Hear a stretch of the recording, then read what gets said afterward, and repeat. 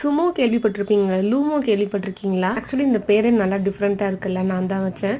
லூமோங்கிறது எதை மீன் பண்ணுதுன்னா, லூங்கிறது லெட்டஸில் வர்ற அந்த எல்யூ, மோங்கிறது மோமோஸில் வர்றது. இந்த டிஷ் பார்க்குறதுக்கு மோமோஸ் மாதிரி இருக்கும்.